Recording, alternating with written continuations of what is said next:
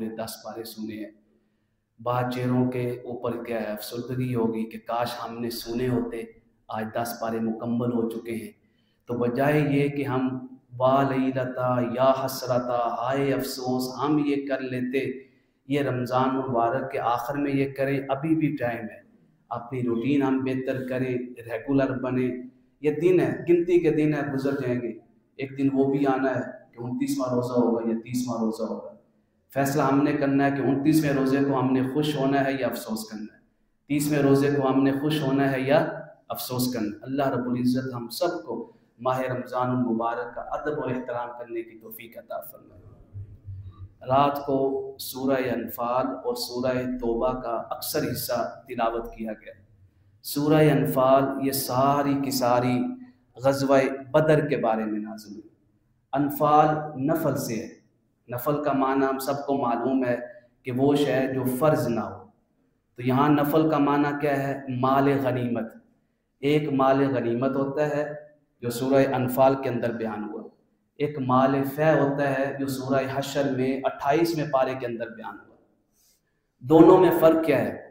माल गनीमत उस माल को कहते हैं जो जंग के दौरान, मुकाबले के दौरान मुसलमान फ़ौज को फतह हो जाए और काफ़िर लोग अपना सामान जो है वो छोड़कर चले जाएं, तो वो जो माल मिलता है उसको माल गनीमत कहते हैं।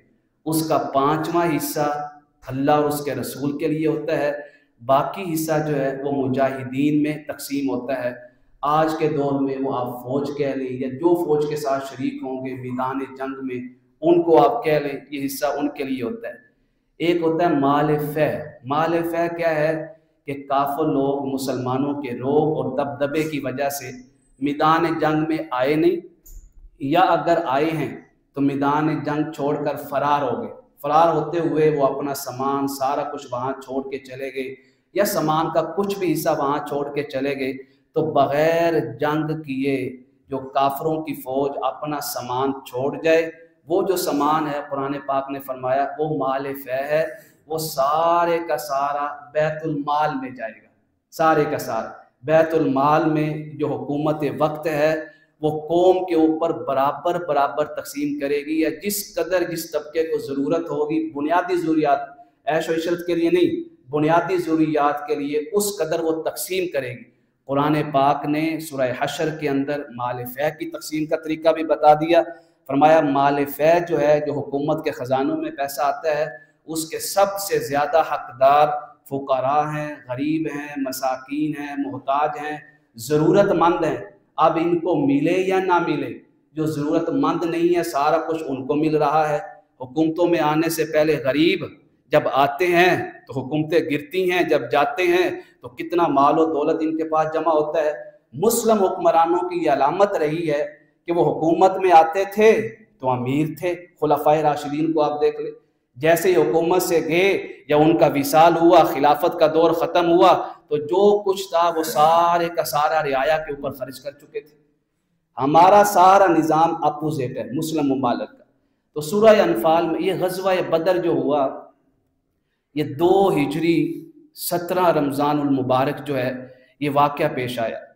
इसका पस मंज़र ये है कि एक तिजारती काफ़िला जो है शाम से आ रहा था, उसके बारे में मालूम हुआ कि बड़ा नफ़ा उसको मिला है। उसकी क़ियादत जो है अबू सुफियान ये कर रहे थे, अभी मुसलमान नहीं हुए थे, ये कर रहे थे। उधर मक्का के अंदर हज़रत साद इब्न मुआज़ रज़ी अल्लाह ताला अन्हु ये तवाफ़ के लिए जब गए तो काफ़िरों ने कहा तुम बाज आ जाओ, अगर तुम बाज नहीं आओगे तो हम तुम्हें तवाफ़ से रोक देंगे।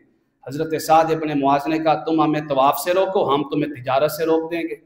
उधर हुज़ूर नबी करीम अलैहिस्सलातु वस्सलाम ने तैयारी करने का हुक्म दे दिया कि इस काफ़िले को रोकना है।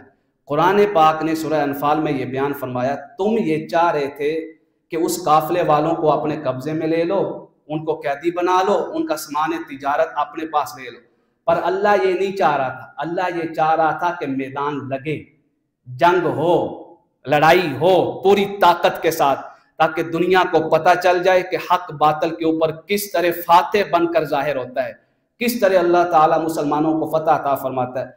ये खबर अबू सुफियान को मालूम हो गई, उसने खबर कुफार मक्का को पहुंचा दी, सरदारान कुरैश को। वो सारे पार्टनर थे सामान तिजारत के अंदर। بڑا لشکر لے کے 1000 کی تعداد میں، جدید اسلحہ، جدید ساز و سامان، سارا کچھ لے کے. ادھر تعداد مسلمانوں کی کتنی تھی؟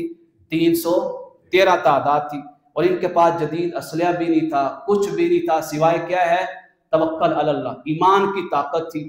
آپ کے پاس ایمان کی طاقت ہو اور جتنی آپ تیاری کر سکتے ہیں اتنی تیاری کریں، اس کے بعد میدان جنگ میں اتر جائیں، میدان جنگ جانے اور مسلمانوں کا رب جانے. ہم کیا دیکھتے رہتے ہیں؟ تیاری کی طرف دیکھ کہ ہماری تیاری نہیں ہے تو ہم لڑ نہیں سکتے. 313 مسلمان نکلے.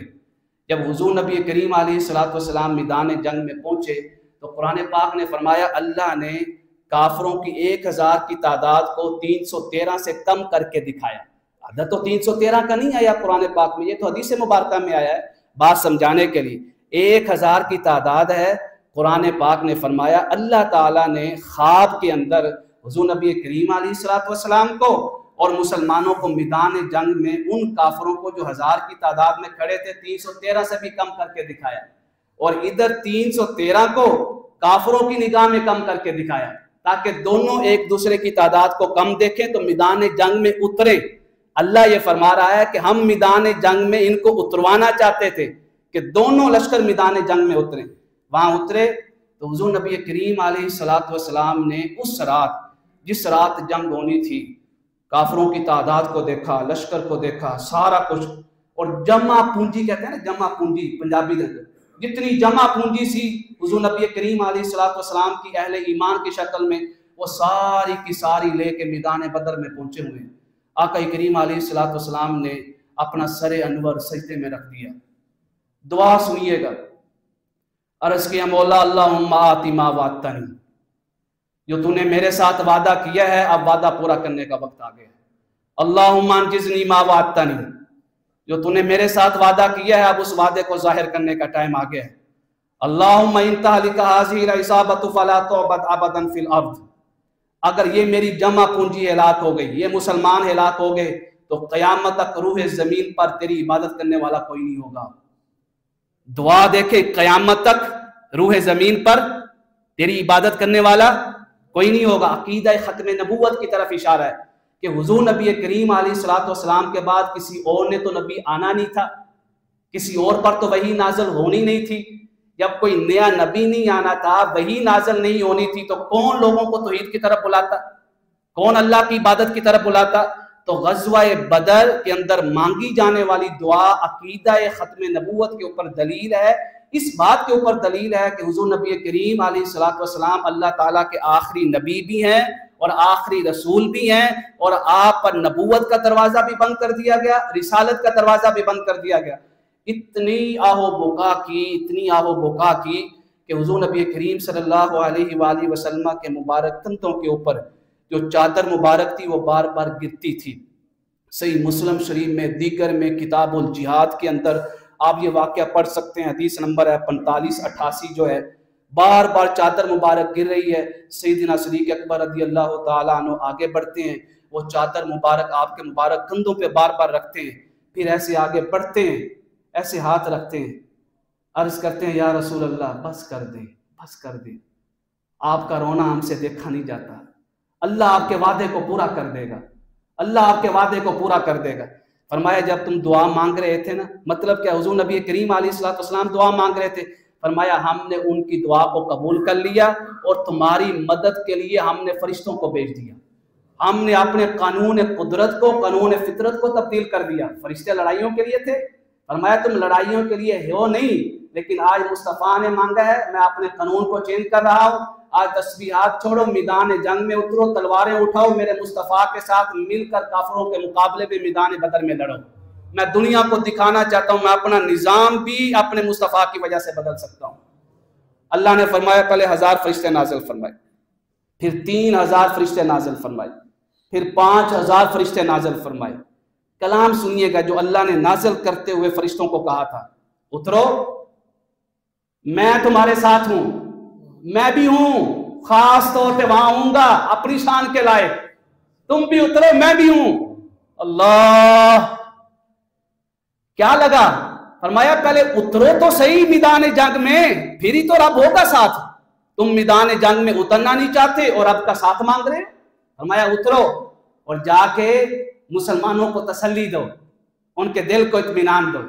ادھر اللہ تعالیٰ نے رحمت کی بارش عطا فرما دی، ادھر سے اونگ آ گئی، نیند، رات کو نیند نہیں آ رہی تھی صحابہ کرام کو، نیند آ گئی اللہ کی رحمت کی طرف سے۔ جب نیند آئی تو صبح فریش ہو کے اٹھے۔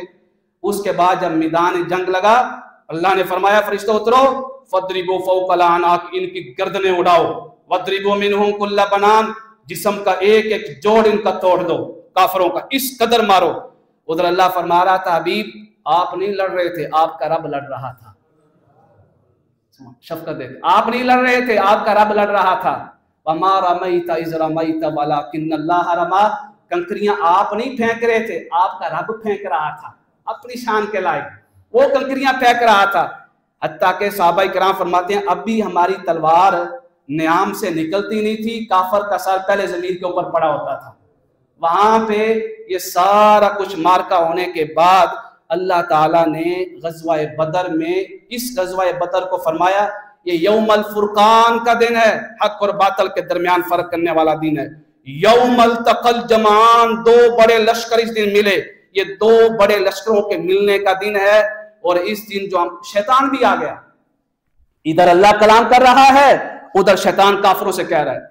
شیطان آیا انسانی شکل میں، قرآن نے اس کے کلام کو نقل کیا۔ شیطان کہنے لگا آج ڈرنا نہیں، اور تم 1000 کی تعداد میں 313 تمہارے پاس جدید اسلحہ، ان کے پاس کیا لا غالب لکم اليوم من الناس، آج کوئی غالب نہیں آئے گا، وانی جار لکم، اگر کوئی غالب آ گیا تو میں تمہیں بچاؤں گا۔ شیطان آ گیا، جب لشکر دیکھا میدان جنگ لگا، اس نے کہا نا بھئی میں تو جا رہا ہوں، اب تم جانو اور میدان جنگ جانے۔ انہوں نے کہا تو کدھر جا رہا ہے؟ اس نے کہا جو میں دیکھ رہا ہوں نا وہ تم نہیں دیکھ رہے۔ میں کیا دیکھ رہا ہوں؟ اللہ کی طرف سے مدد نازل ہو رہی ہے، اور میں نہیں چاہتا کہ آج کسی فرشتے کی تلوار سے شیطان بھی ذبح ہو جائے۔ ہو جانا تھا اگر شیطان وہاں کھڑا رہتا، کسی فرشتے کی تلوار سے اس نے ذبح، اس نے اس لیے کہا کہ میں جا رہا ہوں، میں اپنے رب سے ڈرتا ہوں، کیوں؟ میں دیکھ رہا ہوں وہ شدید العقاب، اللہ کی بڑی سخت پکڑ آ چکی ہے۔ وہاں پہ جنگ جاری رہی۔ اس کے بعد اللہ رب العزت نے مسلمانوں کو فتح عطا فرما دی۔ اس کے اندر 70 کافر واصل جہنم ہوئے، اور 70 کافر جو ہیں ان کو قیدی بنایا گیا، اور مسلمانوں کی تعداد تقریباً جو ہے 14 مسلمان شہید ہوئے، 313 میں سے صرف 14۔ پہلا مارکہ جس میں کفر کے اوپر روب اور دبدبہ بیٹھ گیا تھا وہ غزوہ بدر تھا، اور اللہ تعالیٰ نے 313 کو 1000 کے مقابلے میں فتح عطا فرما دی۔ اس کے بعد فرمایا آیت نمبر 29 میں تقویٰ کیا ہے؟ تقویٰ یہ نہیں ہوتا، بعض لوگ یہ سمجھتے ہیں کہ معصوم عن الخطا ہونا تقویٰ ہے، گناہ نہ ہونا کسی سے یہ تقویٰ ہے۔ یہ تقویٰ تو انبیاء کرام کا ہے، وہ معصوم عن الخطا ہے۔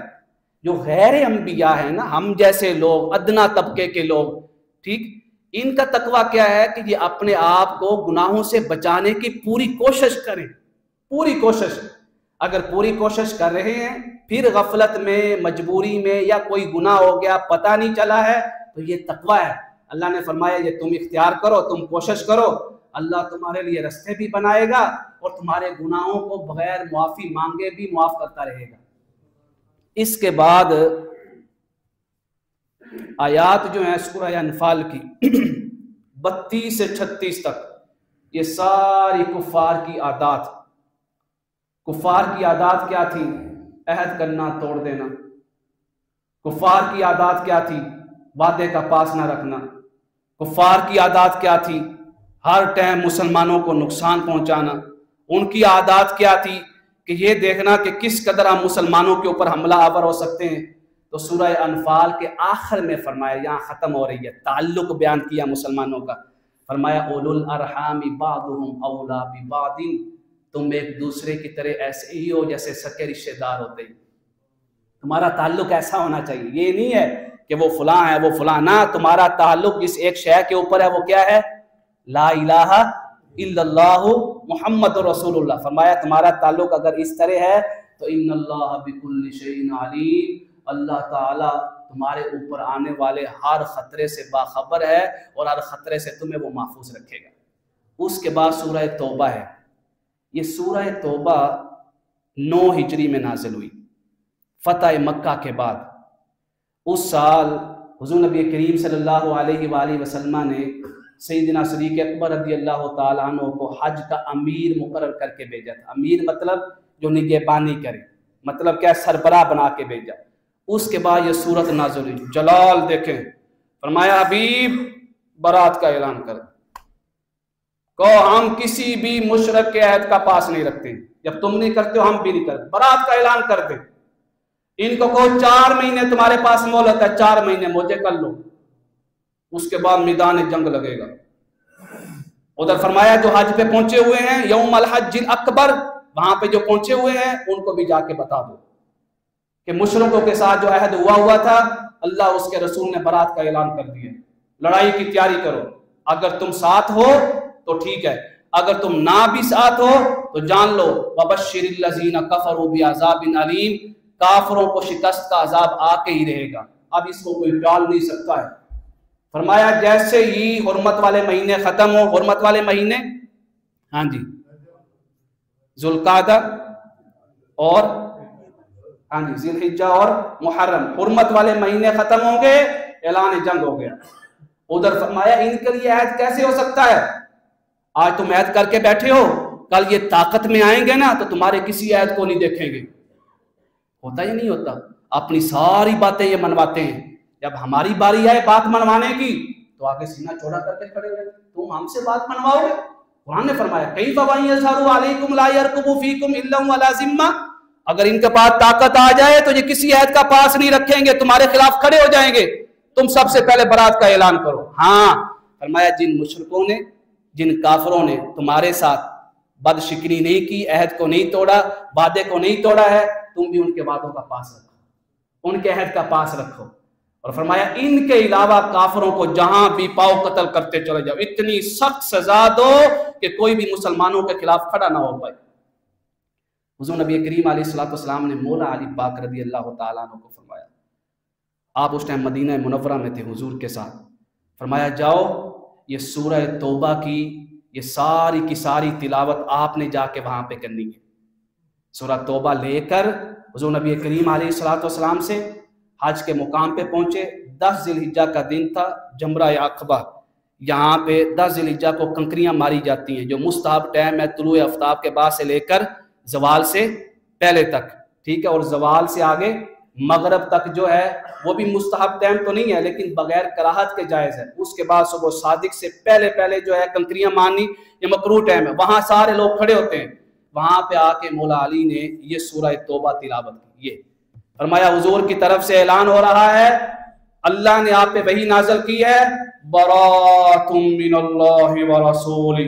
उस टाइम इस्लाम अपने जोबन पे था, इस्लाम अपने उरूज पे था, ताकत अपने उरूज पे थी, दुनिया के ऊपर खौफ तारी था मुसलमानों का, हर शहर सरेंडर कर चुकी थी, झुक चुकी थी कि अब मुसलमानों से मुकाबला नहीं। फरमाया अब बारात कर दे, कोई ऐद नहीं है, जो सामने आएगा उसका मुकाबला किया जाएगा। सारी दुनिया के ऊपर खौफ तारी था। फिर एक वक्त आया कि कैसर और किसरा जैसी सुपर पावरें भी मुस्तफा के गुलामों के कदमों में पड़ी थी। अल्लाह, उसूल क्या निकला इतना कि मैदान जंग में आओगे तो अल्लाह की मदद आएगी, अगर नहीं आओगे तो कोई मदद नहीं आएगी, जलील और रुसवा होते रहो। उसके बाद ये सूरह तौबा की आयत नंबर 18 है, इसके अंदर मस्जिद इंतज़ामिया के बारे में नसीहत की गई, ख़ास तौर पे मस्जिद इंतज़ामिया, इमाम और मस्जिद के नमाजी।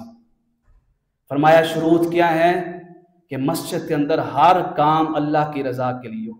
नंबर 1, मस्जिद के अंदर हर काम अदब के दायरे में हो, मस्जिद के अंदर हर काम जो है दीन की रगबत पैदा करने के लिए हो, दीन की तालीम आम करने के लिए हो।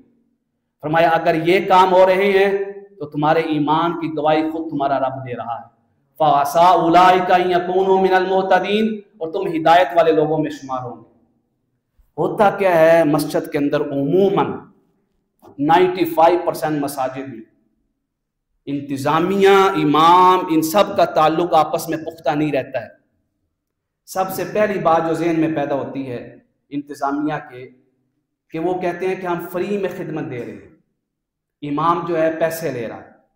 ٹھیک, یہ بات یاد رکھیں, ہر نماز شروع ہونے سے پہلے کیا ہے؟ نفل ہے یا فرض ہے؟ نفل ہے یا فرض ہے؟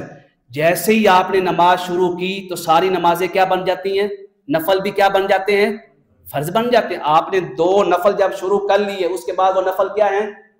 فرض ہے. اب آپ کے اوپر پورا کرنا کیا ہے؟ لازمی ہے. شروع کرنے سے پہلے اللہ نے آپ کو اختیار دیا کہ یہ نفل ہیں, اب آپ کے اوپر ہے ذمہ داری لینی ہے یا نہیں لینی ہے.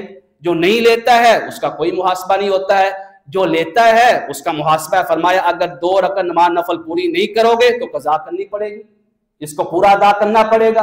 پہلا یہ ذہن سے باہر نکلے تو پھر سارا ماحول اچھا رہتا ہے. ہر شخص اپنی ذمہ داری جس قدر, یہی ہے بات ہے, مسجد کی ذمہ داری دینے سے پہلے امام سے سب سے بات ہوتی ہے, آپ پیسوں کے ساتھ کریں گے یا پیسوں کے بغیر.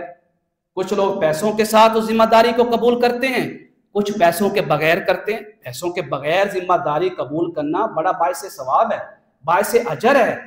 جب ذمہ داری قبول ہو گئی, اب پیسے والوں میں اور فری والوں میں کوئی فرق نہیں رہا. دوسری بات, ہمارے ہاں مسجد کی انتظامیہ میں یا کہیں بھی ٹرسٹ کے اندر, کہیں بھی ویلفیئر میں, کسی بھی جگہ پہ عہدے بنائے جاتے ہیں.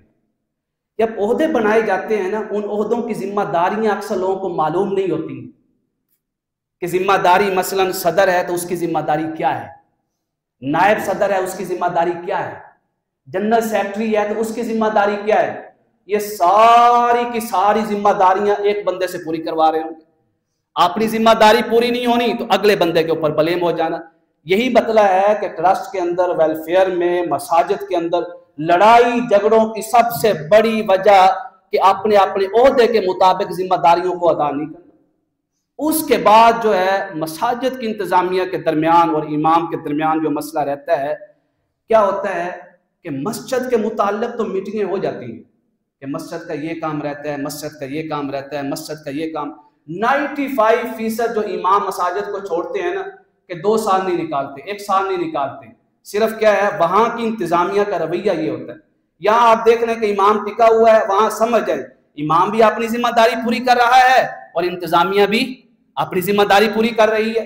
مساجد کے متعلق میٹنگیں ہوتی ہیں, کبھی مہینے کے بعد, 2 مہینوں کے بعد, 3 مہینوں کے بعد.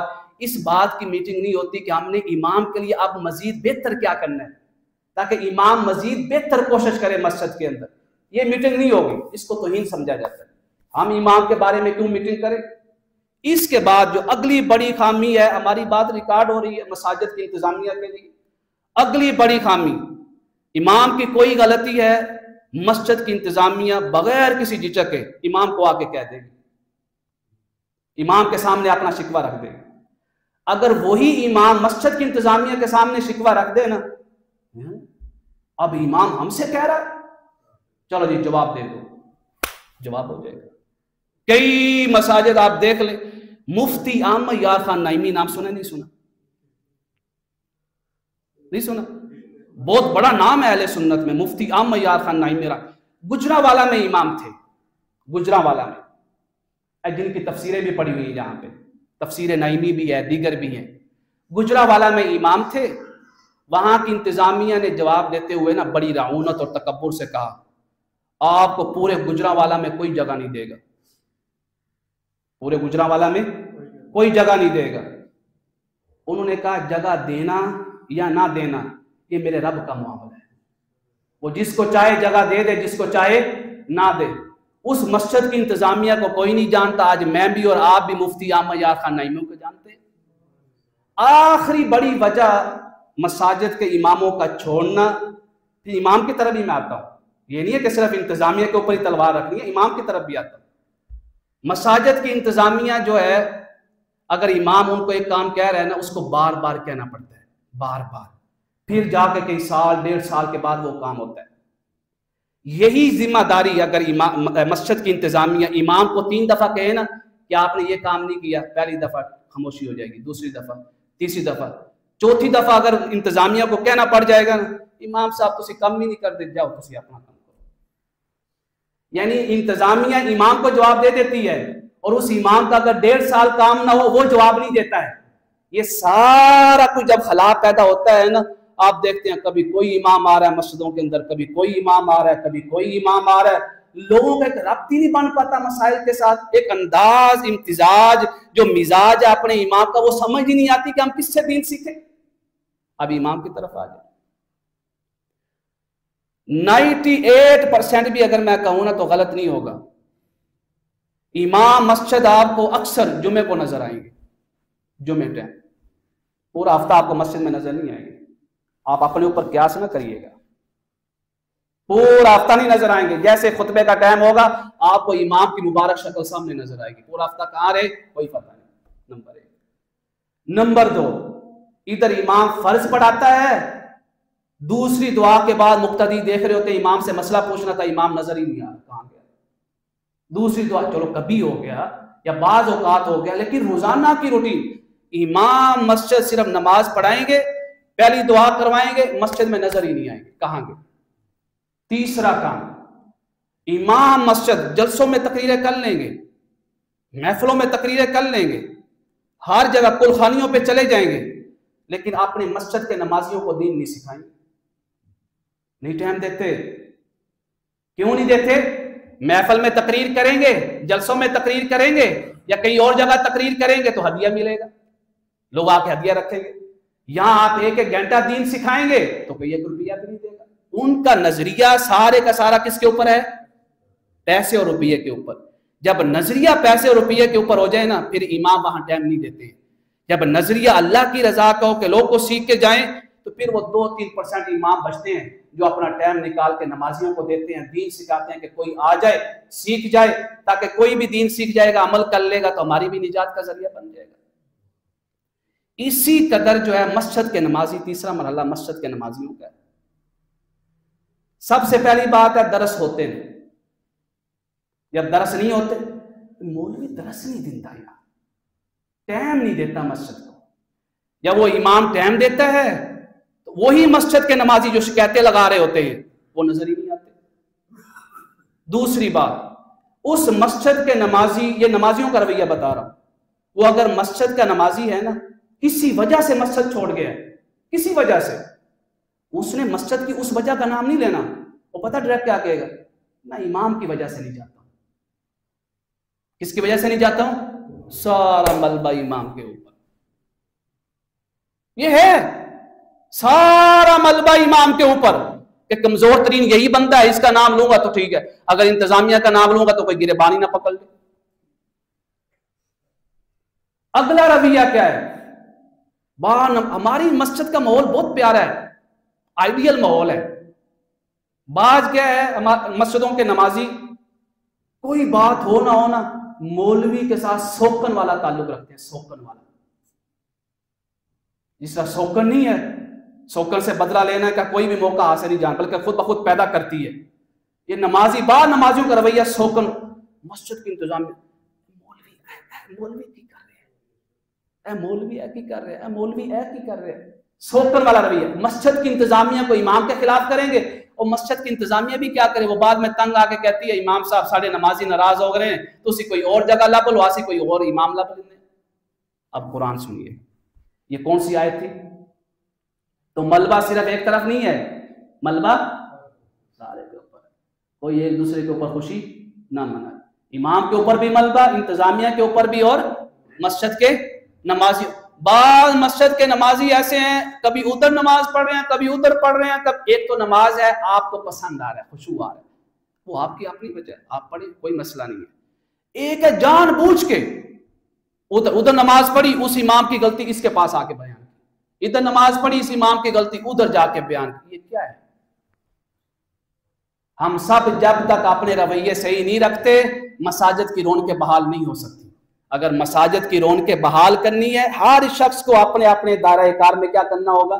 کام کرنا ہوگا۔ ایک امام مسجد پوری زندگی دے دیتا ہے، وہ کبھی بھی اس مسجد کا فرد شمار نہیں ہوتا ہے، کبھی بھی شمار نہیں ہوتا ہے، 5% میں پھر بھی کہہ رہا ہوں چھوڑ کے، کبھی بھی شمار نہیں ہوتا ہے۔ اس کی عمر اگر ہو گئی ہے نا 18 سال، اس کی عمر کافی ہو گئی، بعد میں کیا کہیں گے؟ جواب ہے۔ امام مشکل سے مشکل ٹائم میں مسجد کا ساتھ دیتا ہے، لیکن اگر اسی مسجد کو مشکل ٹائم میں امام کا ساتھ دینا پڑ جائے نا، ساتھ نہیں دیتے، جواب دے دیتے۔ یہ وہ سارے رویے ہیں جو نمازیوں کو بھی دین سے دور کر رہے ہیں، امام کو بھی دین سے دور کر رہے ہیں، اور انتظامیہ کو بھی دین سے دور۔ پھر نمازیوں کا اگلا رویہ آخری، ساری ذمہ داری انتظامیہ کے اوپر ہے۔ یہ نہیں آ کے پوچھتے کوئی ضرورت تو نہیں ہے مسجد کے لیے، کوئی آپ کی کوئی شے ہو، کوئی کچھ کرنا ہو، آپ ہمیں بتائیں، ہم آپ کے ساتھ تعاون کرتے ہیں۔ سارا کچھ ملبہ نہیں ہے۔ قرآن پاک نے اور حضور نبی کریم علیہ السلام کے حدیث پاک نے فرمایا 7 لوگ ہیں جن کو اللہ اپنا سایہ عطا فرمائے گا میدان حشر میں، ان میں سے ایک شخص وہ ہے وَقَلْبُهُ مُعَلَّقٌ بِالْمَسَاجِدِ، جس کا دل مسجد کے ساتھ لگا رہتا ہے کہ کبھی مسجد کو میری ضرورت پڑے تو میں سب سے پہلے اپنے آپ کو پیش کروں۔ یہ سارے رابط ہم ایک دوسرے کے ساتھ جوڑیں گے تو مساجد کا ماحول بابرکت رہے گا۔ پھر کبھی کوئی امام نہیں چھوڑ کے جائے گا، کوئی نمازی نہیں چھوڑ کے جائے گا، کوئی انتظامیہ نہیں چھوڑ کے جائے گا، اور ایک دوسرے کی ریسپیکٹ کرنا سیکھیں۔ اس کے بعد ہے فرمایا اعلان کر دیا سورہ توبہ میں، اب اعلان ہو گیا 28 نمبر آیت میں، فرمایا مسجد حرام میں کافروں کو آنا منع ہے، اور آیت نمبر جو ہے اس کے بعد 40 میں غار سور کا بیان ہے کہ سیدنا ابوبکر صدیق حضور نبی کریم علیہ السلام کے ساتھ ہیں ہجرت کی رات۔ تو ہجرت کی رات جب ساتھ ہیں تو وہاں پہ ان کو تھوڑا سا خوف ہوا کہ کوئی نقصان نہ پہنچا دے، تو حضور نبی کریم علیہ السلام نے سیدنا ابوبکر صدیق سے فرمایا لا تحزن، غم نہ کر، خوف نہ کر، ان اللہ معنا، اللہ ہمارے ساتھ ہے، وہاں تسلی دی۔ تو غار سور میں کون تھا؟ سیدنا ابوبکر صدیق، اور پیچھے بستر مصطفیٰ کے اوپر تلواروں کے سائے میں، ادھر بھی تلواروں کے سائے میں ایک مصطفیٰ کے ساتھ تھا، اور ادھر بھی تلواروں کے سائے میں ایک تھا جس کا نام علی المرتضیٰ رضی اللہ عنہ۔ غار سور میں صدیق اکبر، اور ادھر بستر مصطفیٰ پہ شیر خدا رضی اللہ تعالیٰ عنہ۔ اس کے بعد ہم سب کو معلوم ہے یہ مسئلہ، آیت نمبر 60 میں زکوٰۃ کن کو دی جائے، زکوٰۃ کن کو؟ یہ 8 لوگ بنتے ہیں۔ فقیر ہے، فقیر وہ شخص ہے جس کے پاس کچھ نہ کچھ ہو لیکن اتنا نہ ہو کہ ضروریات پوری ہو سکے۔ مسکین ہے، مسکین وہ ہے جس کے پاس کچھ بھی نہیں ہوتا ہے۔ اس کے بعد کیا ہے؟ زکوٰۃ کلیکٹ کرنے والے، اگر ان کو ضرورت ہو تو اسی پیسوں سے ان کی سیلری ادا ہو سکتی ہے۔ اس کے بعد کیا ہے؟ قرض دار ہے، فرمایا جن کے اوپر قرض ہے وہ قرض ادا نہیں کر سکتے تو زکوٰۃ دے دیں۔ اس کے بعد کیا ہے؟ فرمایا غلام ہے، آج غلام نہیں ہے، جیل کے اندر یا کہیں بھی جرمانے کے طور پہ لوگوں نے قید خانے بنائے ہوئے ہیں، اپنی اپنی پرائیویٹ جیلیں بنائی ہوئی ہیں، وہاں پہ رکھے ہوئے ہیں، ان کا قرض دے کے ان کو چھڑائیں۔ اس کے بعد کیا ہے؟ اللہ کے رستے میں نکلنے والے مجاہدین، دین کا کام کرنے والے، ٹرسٹ، ویلفیئر، یہ سارا کچھ۔ اس کے بعد کیا ہے؟ فرمایا اگر کوئی مسافر ضرورت مند آ گیا اس کی مدد کر دو۔ یہ سارے کے سارے وہ ہیں جن کو تم زکوٰۃ دے سکتے ہو، فریضۃ من اللہ، یہ اللہ کی طرف سے فرض ہے۔ اس کے بعد جو آخری مسئلہ بیان ہوا آیت نمبر 84 میں، فرمایا کافر کا جنازہ نہیں پڑھنا۔ کافر کا جنازہ، جنازہ کس کا ہے؟ مسلمان، مسلمان کے علاوہ کسی کافر کا جنازہ جائز نہیں ہے۔ فرمایا اس وجہ سے جائز نہیں ہے کہ یہ اللہ اس کے رسول کے ساتھ دشمنی رکھتے ہیں، اور جو اللہ اس کے رسول کے ساتھ دشمنی رکھے ان کے حق میں دعائیں نہیں کی جاتی ہیں۔ اللہ رب العزت کے حضور دعا رب کائنات ہم سب کو یہ کچھ سیکھا ہے، اس کے اوپر عمل کرنے کی توفیق عطا فرمائے۔ اللہم صلی علی سیدنا مولانا محمد